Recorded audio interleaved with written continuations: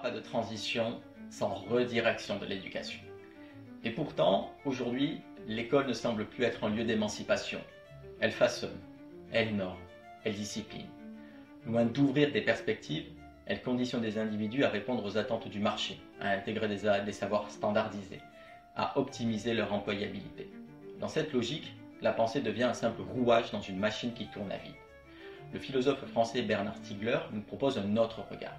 Il nous met en garde contre un danger fondamental, la prolétarisation des esprits. Qu'est-ce que cela signifie? C'est la perte de notre capacité à penser par nous-mêmes, à créer, à imaginer.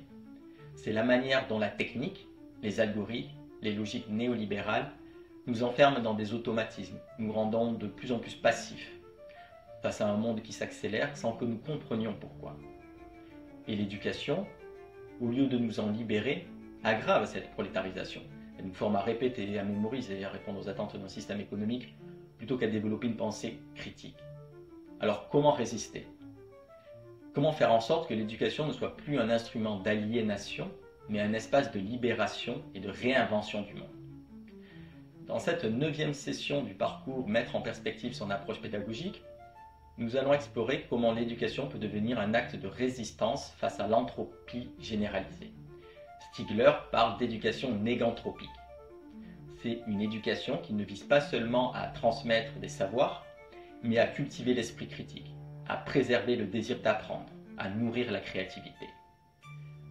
Dans cette session, nous verrons comment sortir de la logique de l'éducation technocratique et restaurer une pédagogie du désir et de l'engagement.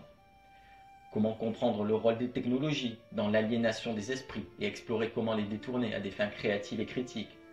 Comment transformer l'école en un espace où l'on apprend à penser et à inventer plutôt qu'à s'adapter et à exécuter. L'enjeu est là, l'enjeu est de retrouver sa capacité d'agir sur le monde plutôt que de le subir.